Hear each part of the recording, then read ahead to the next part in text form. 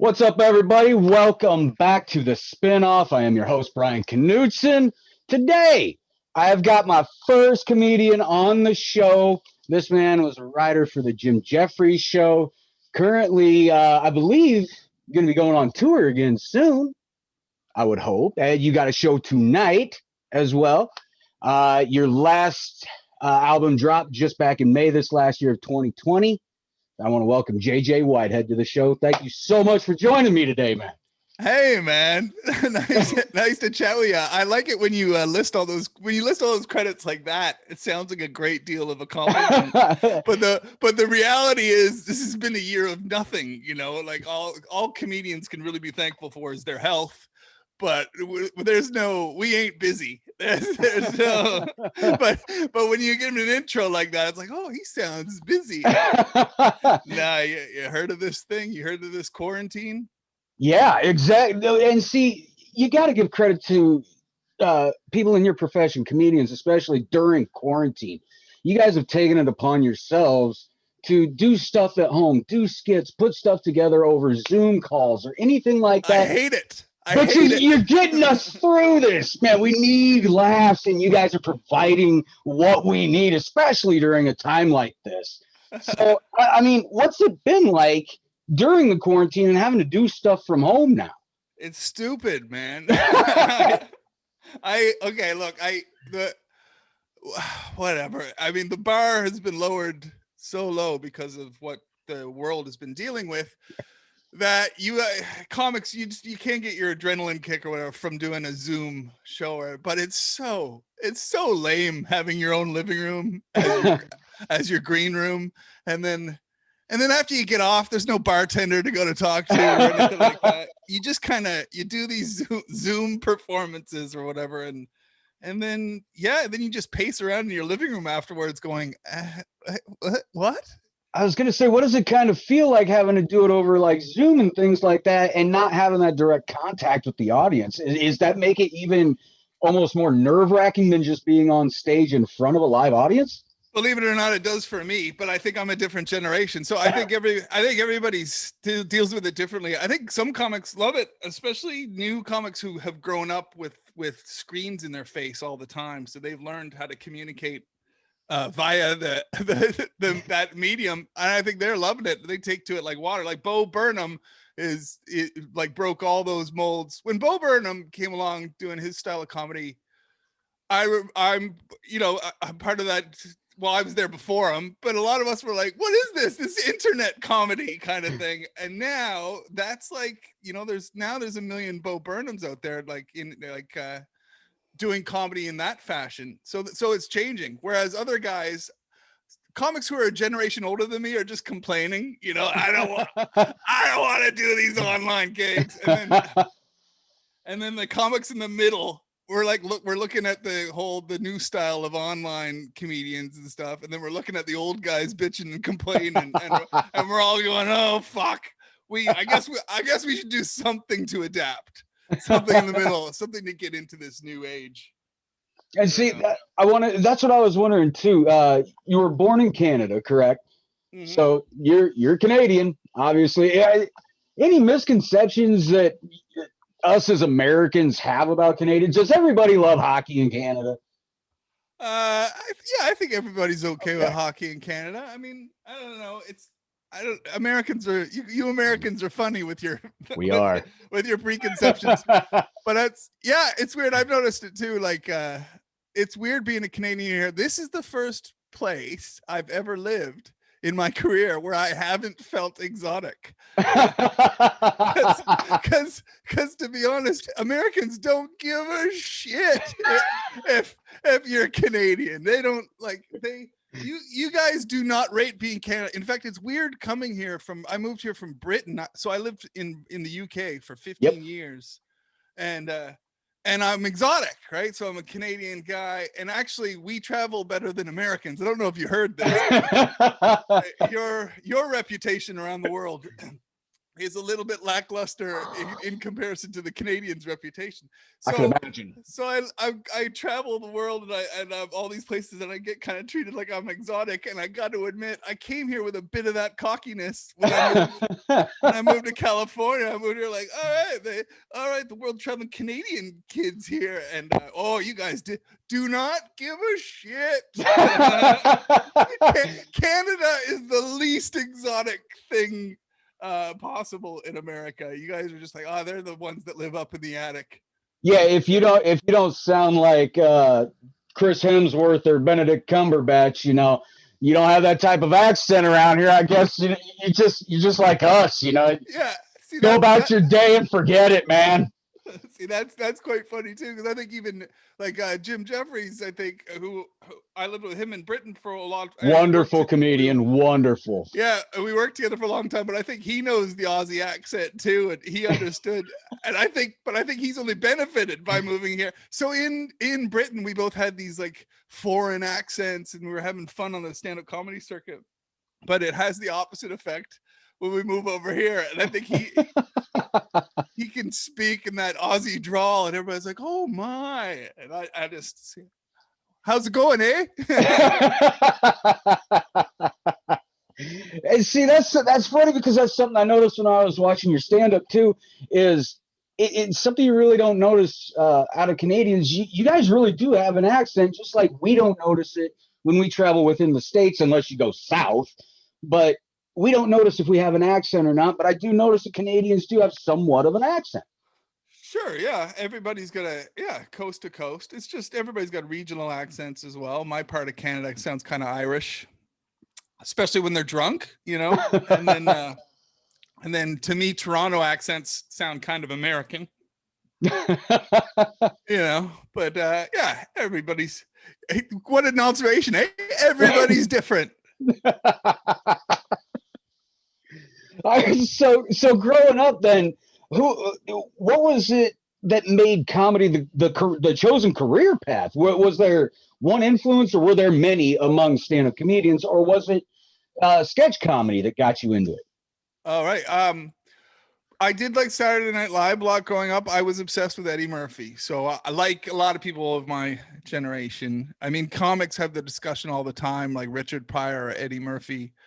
And for me, I didn't know who Richard Pryor was until I was, a good 4 or 5 years into my worship of Eddie Murphy. Wow. So Eddie Murphy came first for me. And then just the discovery of stand-up comedy through him. I think before him, I maybe knew Saturday Night. So I probably knew sketch comedy first, but it definitely was when I first started seeing stand-up, and then seeing what Eddie Murphy did in Raw and Delirious, and I was just like, oh, this is really powerful. I want to do this. So I think I remember seeing Eddie Murphy Raw when I was like 6 years old. I should not have been watching that, but exactly, it stuck with me, and it's comic brilliance. Yeah, like it was that thing you weren't allowed to watch it either. No, so you were like, so it was rebellion. It was all of those things. Rebellious, so and it tickles you. So then you would attribute basically a lot of credit to Eddie Murphy then. Would that be fair to say? Or is there a mixture of more than just him? Oh yeah, I think if you're a stand-up comedian, you pick up influences huge influences along the way. Like when I first moved to Britain, so I started my career in Britain as well. And Rich Hall, who used to be on Saturday Night Live, he was probably my mentor at first. When I moved over to Britain, he was actually the one who gave me my first couple of breaks, and got me signed to my first agency and stuff like that. So he was I still have his words of wisdom sometimes still pop into my head sometimes when I'm thinking of comedy moves or business decisions and stuff. And because I was in our offices of our agents and I was complaining about money because I was still a new comic. So I wasn't making a great deal of money, but my outgoing money was a lot. And they wanted me to get new photos because they were like, my photos were like a year old. And I was like, what? A year? That's nothing, and they were like, in this business, JJ, you got to just turn it over, man. Give people new looks. And then Rich Hall came in and goes, JJ, hookers need new boots and comedians need new photos. I think of that all the time when I'm thinking of like, is this a valuable expense? Like, should I be spending this money to put it? Well, I've hooked up new cameras and shit to my computer now. So I think of him all the time. And then also, so I met him in Britain, and that's when I first discovered Billy Connolly and the storytellers over there who take like the Eddie Murphy storytelling ability that I always loved, which you don't see as much of when I was younger, because Americans work quick and snappy. They work quick commercial comedy. But you start to see Billy Connolly telling stories over in Britain. You're like, oh, this is great. This is a great form of comedy. Yeah.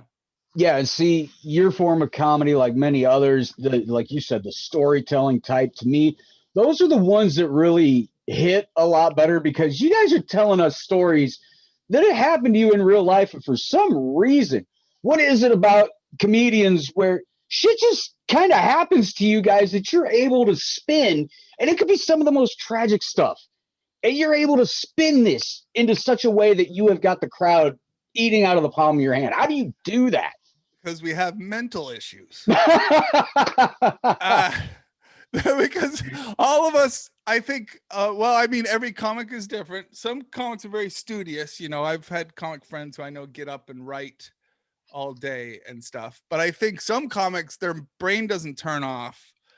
Which I think is my problem. And I think it probably is a social problem. Like I often can't let things go.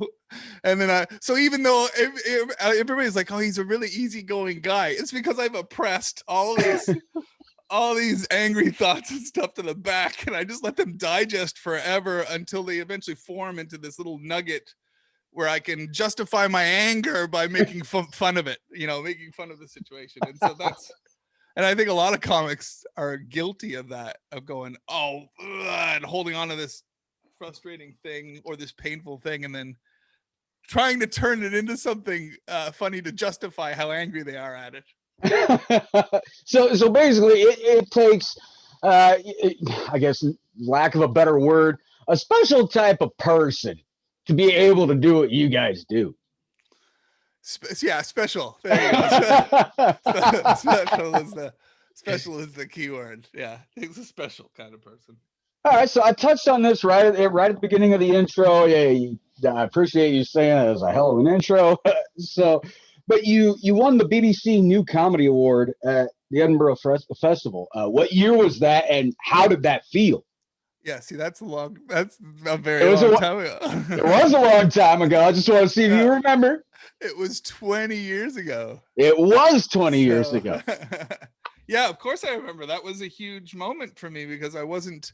So I was Canadian. I was in a foreign country. I was young as hell.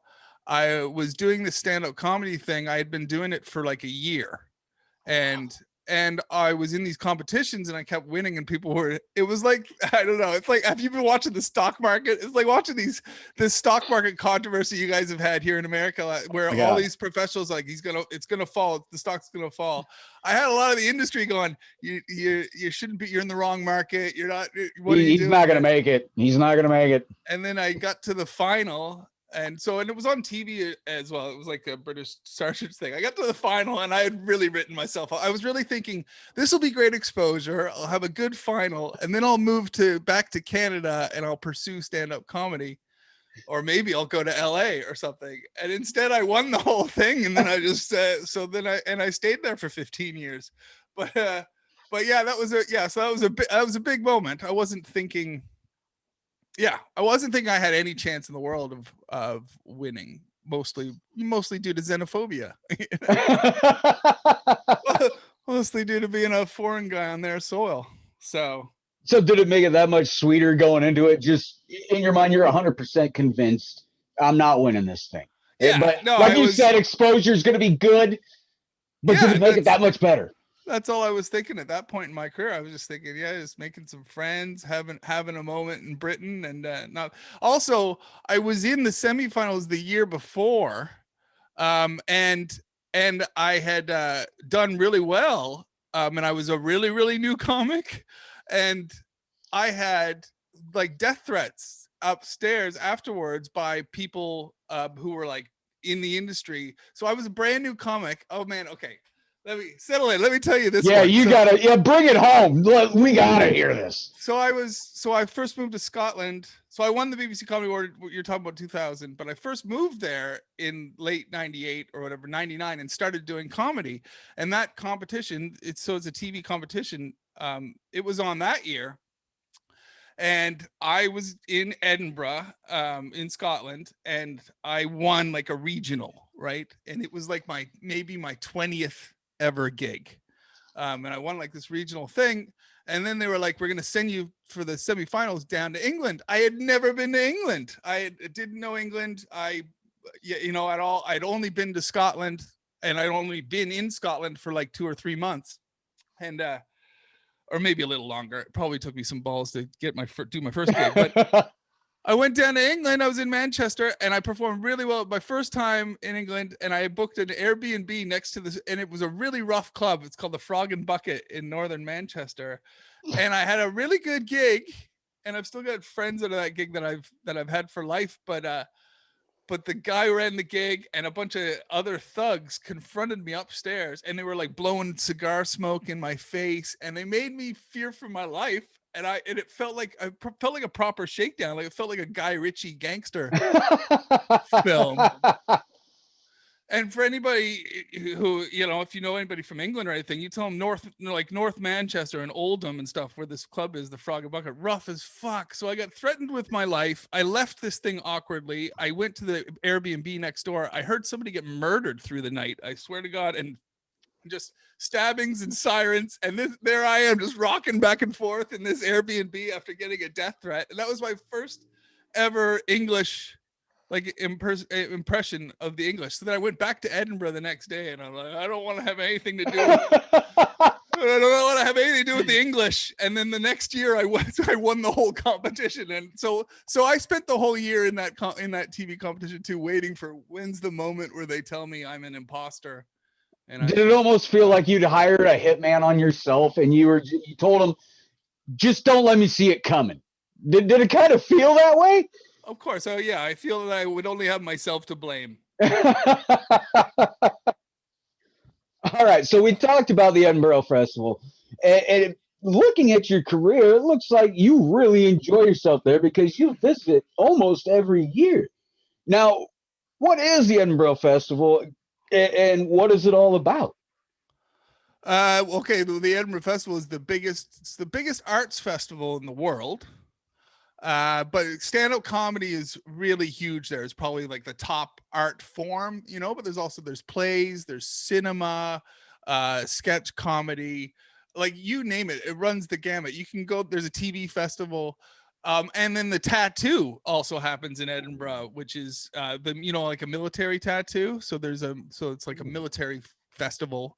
Oh, wow. But tattoo is the highlight. So it's usually a good way to try to remember is the month of August. Sometimes it'll start the last couple of days of July, and sometimes it'll start a week into August, but whatever, the month of August. So the final week will be the tattoo, but it's basically a collision of all these art forms. The whole city quadruples in population. Like a lot of the locals don't like it, but they've gotten used to it. It's been around forever now. So and I highly recommend it. It's a great holiday. The tattoo is in the Edinburgh Castle. So the big courtyard to the Edinburgh Castle, and they set up stands and everything. And and the comedy is fantastic. Like all these venues just pop up out of nowhere. So there's shows in bars, there's shows in last year my show was in what is usually a classroom at the Edinburgh University. So they turn those into venues. They turn the courtyard into a big beer what's the word I'm looking for? Beer garden. Yeah, beer garden. I was gonna say beer party. They have a beer party. The same thing. Who doesn't have a beer party? So that's the Edinburgh Festival. But for a lot of American based comics though, it's an adventure. But I think for British based comics, it's important to do it frequently. Like you were saying, I didn't do it every year or whatever, but especially while I was based in Britain, because it's an important way to market yourself to the industry. It's where people are going to see your hour that you're doing and all that kind of stuff, and shake some hands, book some gigs. And that's what I was about to ask. Have you made some pretty good connections by doing that festival all the time? That's why I highly recommend it. Like a lot of my relationships in the industry have always come out of there, like, over the years. So yes, totally. All right. What was it like writing for the Jim Jefferies Show? Myself, I'm a big fan of his. Have been for years. That was like a cherry on top when I saw that on your bio. That was amazing. Oh, right on. What was it like writing for that show? Oh, it's really fun. I mean, that was the perfect. It was awesome. I wish it didn't end. And I think if it wasn't for this pandemic, we would still have a fighting chance. But like I was telling you, maybe I was saying to you when we were offline, but it's like this industry is getting a whole reboot now, and everybody's got to find their new things. But that was pretty close to a dream job because I was writing jokes for my friend. But on top of writing jokes for my friend, it's just well, let's say I will admit I'm bored of the format of like political comedy a little bit. And I think a lot of us are. Yes. We're on overload and stuff like that. But it is heavily enjoyable to have challenges like here's a topic. Here's and they give like you have a researcher, so I can turn to a researcher and go, can you find an incident where this happened?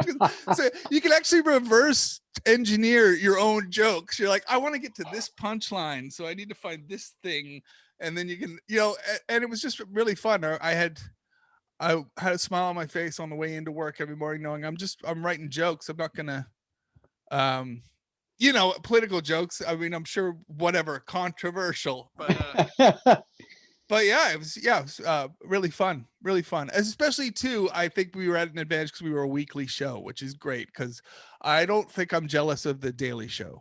I'm sure they're a great bunch of guys, but they must and gals. I mean, yes. I think they're a great group.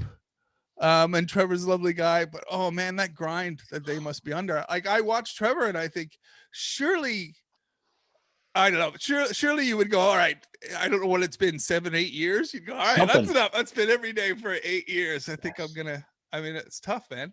So what was it like working for a company like Comedy Central? Did they really give you a lot of free reign as to how you wrote things, and what was the type of I guess censorship that you may have had to worry about that you knew this wasn't gonna pass, but you're gonna give it a shot anyway? Oh yeah, we used to have we had a chart in the room that was baby dicks passed. So we used to have this chart. So yeah, the headline was baby dicks passed, because generally, you know what, you kind of never know what's going to get called up when you send stuff over. So we have the lawyers and stuff. So basically, head writer gets on us to help for the script, but head writer finalizes and decides, okay, there you go. Head writer gives it to the lawyers. Then the lawyers have to come back to the head writer and go, you can't say this, or this. Then the head writer returns to us and goes, okay, we need to replace this, and this. But law of averages, what we do is we have like 10 things every script that we think will get called up, because the lawyers must feel guilty after a while. Once they repeal 4 things, they must go, that's enough. So you gotta just get them in there so that hopefully, and as a rule, generally you're not allowed to have a comedy baby dick on a Love like that say on a president or a politician or a celebrity, whatever way you're trying to make fun of a situation. That sounds mean. When I'm trying to make fun of somebody, if you want to make fun of somebody, you stick a baby dick on them. Oh man. So anyway, yeah, so just as a general joke, we were keeping a chart. I think we managed to get 3 in by the end of the show. Oh my god. So yeah, but you knew 75% of it wasn't getting through.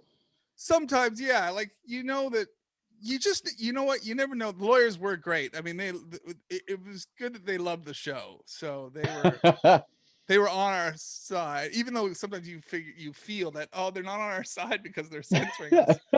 But no, they are on our side because they like the show. They're trying to save us jobs. So yeah, it's but you never know. You never know what in particular is gonna get hung up, and then sometimes something will slide by that I thought that was gonna get pulled for sure. So you never know, man. So on top of getting the break for writing for the Jim Jefferies show, you also made your appearances and sketches on screen. So it's not Yeah. like you were just behind the scenes writing either. What was it like the first time you got on camera? Was it that much different than doing stand up, being on camera, doing stand up, as opposed to being on television itself for a show? Oh yeah, it's a whole different ball game. So I mean, you learn something every time, but yeah, it's not as loose as stand up. You gotta hit your. I mean, when you're doing sketches or set up interviews or anything like that, you got to hit your marks, because the cameramen too, they're trying to work off of how you've rehearsed it. You know, where so yeah, you got to learn as you go. I mean, that's the only way to learn it too. Well, I guess you could go to school and go to broadcasting school and learn how to do those things. But other than that, you start to learn like, oh, when we did it in rehearsal, that wasn't just for me. That's rehearsal is for everybody, including the cameramen, who are gonna think, oh, why did he do an extra line this time? Whereas stand up, I kind of go, you get the briefing. If you're doing stand up on TV or something, you get, you meet the floor director or whatever, but they just basically go, okay, come out, hit that mark, stand there, do your thing. There's a camera there and a camera there. And they're gonna figure it out in post. So it's a lot. Comedy is the best, man. Stand-up comedy is the most freedom that you can have. So that is undeniably the best. But yeah, all those other things are fun too, but harder. It's harder. It's man. So was there ever any heated moments with censorship or anything like that? There was, say, a joke or a sketch you really felt needed to go through, had to be on, and you went to bat for? No, I wouldn't say that, because we always wrote heavy anyway. So we would always have like a 35-minute show, and then have the head writer come in and go, we got to get this down to 27 minutes. So there's that saying of like, you got to kill your babies sometimes. You got to kill your babies, and you got to kill your babies. You got to pass your baby dicks. It's it's a tough industry. So Dude, JJ, I hope I get through this, man. You're killing me over here with kids. So yeah, so sometimes you have to kill your babies and be ready for it. And sometimes it's worth it. Sometimes the whole show evolves better when you get rid of what you thought was your best joke. And then other times, Jim had to address some serious issues, like we went on air just after the Las Vegas shooting. Ooh.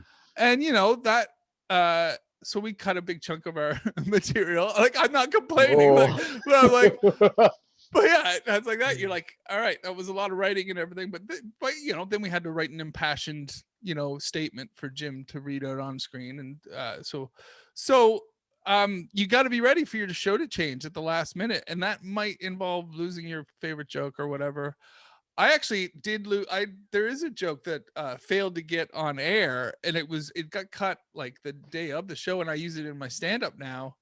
In fact, there's a clip of it, like because when I opened for Jim Jefferies at his Netflix special, I recorded a version of it. But it is, I don't know if you've seen it, but it's a routine about scientists being hoax tricksters, and I talk about how Stephen Hawking was a liar, and he was playing the long game. He wasn't really in a wheelchair. He was trying to distract you. And then when you wouldn't look, he'd get up and he'd run from the wheelchair, and then he'd sit back down. And that's actually become a fun stand-up routine. And it was in our show because we had a mock-up. We had these drawings. So we actually had a mock-up of Stephen Hawking like racing out of his wheelchair, up and running. So it was like this very visual joke, and it was perfect for the show. And it was perfect for Jim's voice and everything. And so I personally was really excited. And then I don't know why at the last minute it got bumped from the show, and I was like, oh, that would have been such a great bit. It was a running Stephen Hawking anyway. And then I digested it in my head, and now I do it on stage. I was like, oh, you don't need the visual. You can be the visual. So exactly.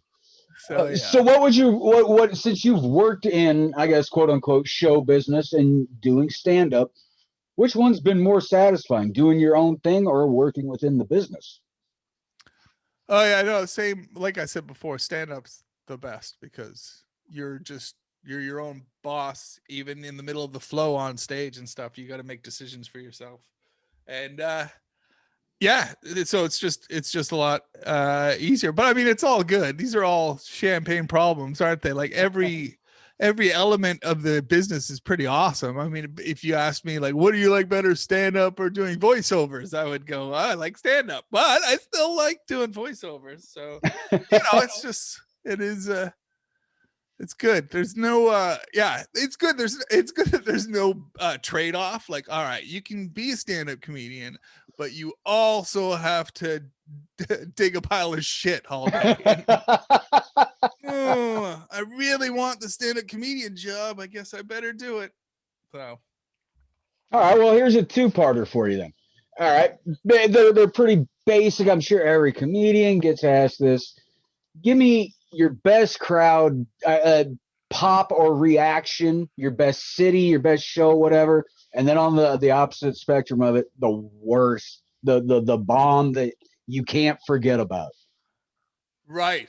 Okay. Well, let's see. I mean, I really like American crowds are great. They're all really fun. They're not as rough as crowds in other cultures, like especially the British. The British will heckle more and they will also get more drunk. The British will fight.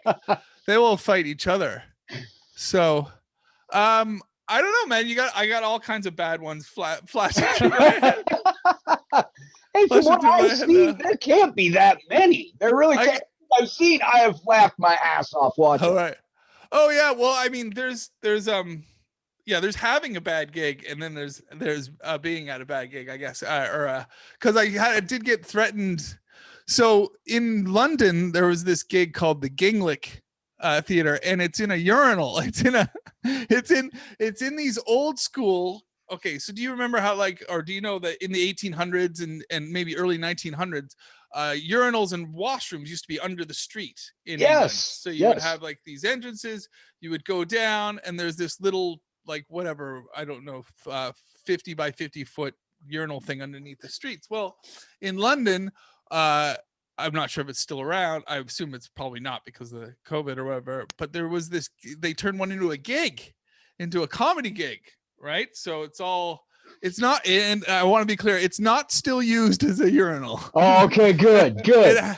It hasn't been used as a urinal since like 1940 or something, right?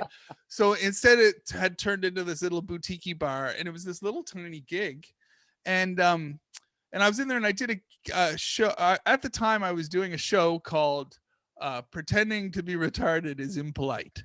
Okay, so that was the name of the show, and the headline story was that my friend injured himself at Disneyland, and he injured himself while he was pretending to have a disability, and then he got hurt, and it actually put him in a wheelchair. So then he now had the disability. Anyway, hilarious story. It's called the Disneyland Story. If you look at any of my old albums, it's called the Disneyland Story. They've got to look it up. It's great. It's great. Anyway, I was doing that story in this little urinal, ex-urinal bar. Very nice gig. But it's just tiny. It's like a 40 capacity kind of place. It's supposed to be a little boutique experience. I gave everybody their boutique experience, and then the audience kind of goes off into the world, and then I have a drink with the bartender, and then I go to leave, and there's one lingering audience member, and he brandishes a knife and tells me he's going to murder me outside. And the audience had already left, and the bartender's like not really, I'm like alone in this little urinal downstairs under the streets of London. And so although I had a great gig that night, that popped into my head as a bad gig, because that was quite the event. I truly felt alone with a guy who wanted to stab me to death because I used the word retarded in a fashion that he was uncomfortable with. But so that happens. There's been a few death threats. Well, you're not doing it right if you haven't gotten at least one, right? Exactly. Ruffle, you gotta ruffle some feathers and just hope they don't have a knife. Hope the talons don't come out once you pull some feathers, maybe. Yeah, man. All right. Let's see. You have traveled almost all over. I mean, you've been to New Zealand, Sweden, Australia. You've lived in the UK. What is it like traveling the world doing comedy? Is there anything better? No, well, yeah. I mean, this feels like a third time I've said this. I no, I love it. There's nothing better than stand up. The world is evolving though, so it's interesting now because yeah, stand up comedy's I mean, it's what I loved, is what I wanted to do, but it's you're talking a lot of road miles. There's a lot of sacrifice for standard of living on the road, I think, to pursue stand-up comedy. So you got to watch out. It's not all, some people think it's all luxury or whatever, but that also brings up the point of like, you can do the hard road miles and stuff, but you don't have to anymore. I think people can learn how to do it from their homes and have this internet like, I guess that's to be said. Stand-up comedy will never be like it was, in that every stand-up comedian over the age of 30, no, sorry, every stand-up comedian over the age of 35, they had to wait to be drinking age to do their first stand-up comedy gig, or they had to wait to get on stage at a comedy club. Right now, any comic under the age of 35, there's a good chance they might have grown up building an audience online already, especially if they're very young. Like, it'll definitely never happen again to any young comics, because their first gig will be in front of probably their online audience. You grow Yep. up, you start building an audience from 12 online. When you're 18, you can probably say to your audience, I'm going to try stand up for the first time. So it's going to create different types of comedians, but that's how the business is supposed to evolve. So everybody's got a different medium. Yeah, you saw it quite a bit when the Vine app was around. That really created a lot of, I guess, different internet personalities, YouTube personalities, Yeah. who now, after 10 years and Vine's all done and over with, have massive followings. Yeah. So is that something that, say, maybe the older comedians maybe kind of missed out on when you're looking at guys like, say, Bill Burr, even though he does know how to use technology to his advantage, but guys toward his generation, is that something they kind of missed out on, maybe?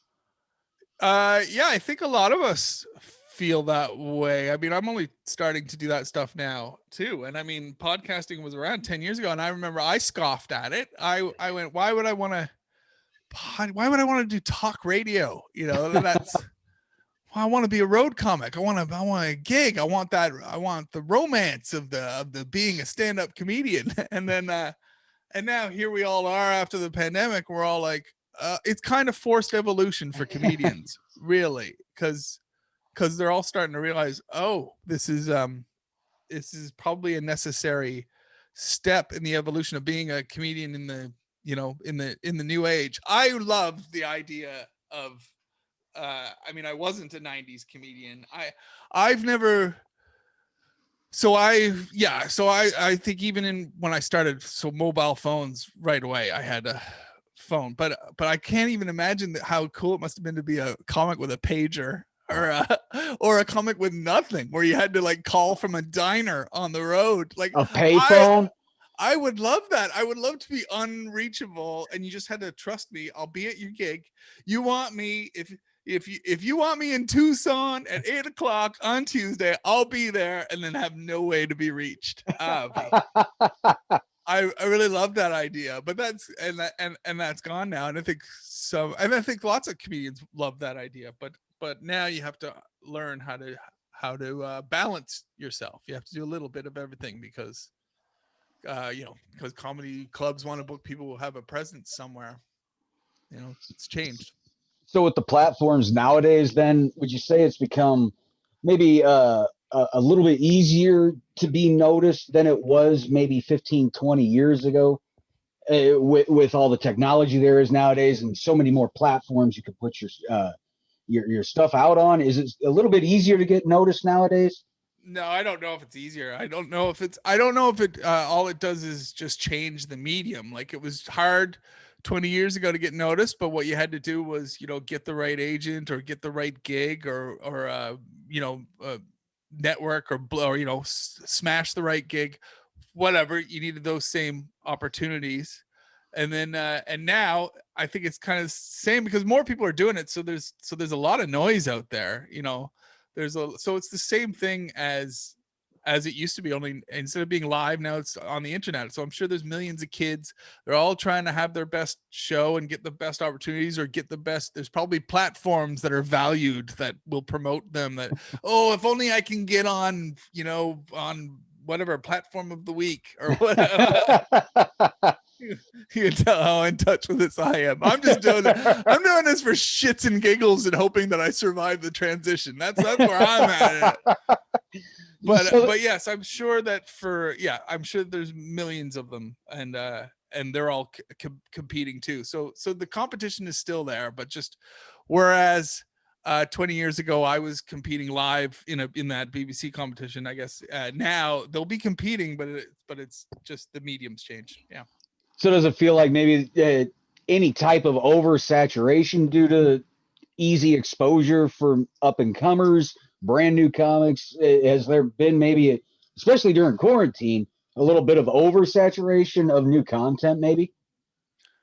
Oh yeah, I think that's the day and age, isn't it? So it's I mean, and there's nothing you can do. I think and it's an attitude too. It's an attitude towards entertainment. So in a way, there's no point in complaining because a lot of what this new generation of consumers want is this. They want this like we call it saturation right now, but they want an absorption of these things. Whereas, I mean, I've noticed I went to Edinburgh, I was going to say last year, but we didn't go anywhere last year. Nobody went anywhere. I went to the last possible Edinburgh, and I did notice, and I noticed then that Edinburgh for me has become a place where I was trying to get a new audience. It was where I always got my new audience. Actually, I would always get my new audience in Edinburgh, and then my audience that I already have was coming, and I noticed they're getting older and stuff. And they were talking about getting home for babysitters, or I was like, oh wow, my audience is growing up, and that's why you have to realize, oh, when you're catching your audience in their 20s, they got fucking nothing else to do.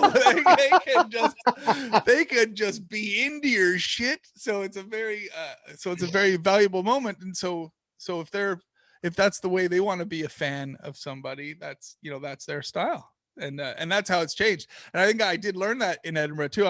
I actually left Edinburgh in 2019 going, okay, I don't think a live festival is the place to gain your new audience anymore. I now think it's a place to nurture them or to build. But I think everybody's gaining their new audience with viral marketing or online or a podcast or something that makes people curious of them, and then they come to see them live. So it's switched. And there's no point in complaining about it. It's just, shit changes around in the world. Sometimes you got to adapt. Now, you had talked about recently moving over to the States. Finally, you're living in Hollywood. Now, I saw you mention this in one of your stand-ups, and I had to find out if this was actually true. Did you really move to the States November 2016? Yeah. Oh my God, man. Yeah. What was it like to move here then? And we all know why. We all know what the deal was. There's a thing was held in November called an election. But what was it like when you moved here? I really pissed some people off as well because I went to an election party or whatever. So I was, I had been to America before, of course, and I started coming back and forth. I was coming over for a couple months every year kind of thing. But yes, this was my commitment now in 2016. I was now living, move over. I went to a party where it was clearly it was mostly comedians and artists. So they were so it was, I assume it was heavily liberal minded. But in America, there's only two sides of the political coin in America, which is really weird to me because sometimes I'm like, you can be liberal minded, but be but you don't have to be a Democrat or whatever. Like, I feel that there's more nuance to this political spectrum, but there is not in America. In America, it's a 2-team final all the time, and it's like either I'm that or that, which is really weird. I would like more room for nuance, It's exhausting. which is probably what I needed at this party, because I think they were all expecting Hillary to win. Oh boy. And when Donald Trump started sweeping it, I found it funny. Now, I'm sorry because I've looked back on it now and I've thought, oh, maybe they should have kicked me out of the party, because they asked me to leave because I was finding it too funny. Now, I get it. It's been a hell of a 4 years. It's been a hell of a 4 years for a lot of people, but I wasn't in the American. I wasn't a resident here yet. That's it too. I got to admit, Donald Trump, or that presidency, has hurt my feelings more since I've tried to live here. But when I was fresh to America, it was just funny to me. I couldn't believe it. And yeah, people were not happy with me, like just laughing, like, he won another state. Oh. So I've learned now to take politics a little more seriously and watch who I'm around, because that's wow, people are so passionate about it and about the two sides of the coin thing. It's just so hard. If somebody asks you something and you have a nuanced opinion, you're all you can do is bite your tongue, because no matter what, they're gonna think that you're against them. Couldn't we go back to the day when it was taboo to talk about politics outside your household? You didn't talk about who you voted for, nothing like that. Could we go back to that? Yeah, I didn't mind a little bit of talk, but it's just this. Get rid of these two parties. I don't understand why you have to have parties in politics. Okay, I get it. I'm not a political science guy. I'm a comedian, but it seems to me that towing the party line in both cases is always what leads to bullshit, and it always leads to politicians putting themselves and their own wants ahead of the people who they represent. If I feel like, just get rid of both fucking parties. Both you both hurt each other's feelings. We get it, fine. But how about you stop doing this? How about you stop having these parties where you've got to have a celebration? You get money from big rich people and you all have to vote together on things like, oh, if we vote along party lines, we'll win here. Fuck that shit. I thought you were all American. You should all just be individuals. And if your constituents hate you, you don't get back in. And then you can wheel and deal. See, I've worked out. I have figured out politics. Then you can wheel and deal, because nobody has to have an allegiance to each other. I mean, there was something very interesting that happened last weekend, which Ted Cruz and Alexander Ocasio-Cortez they actually agreed on that shit that went down on your stock market. Yeah. So you had the little man. Common ground. Yeah. So there they are, either end of the spectrum. And you know what? That's the way politicians should be. It shouldn't be she's a Democrat, he's a Republican.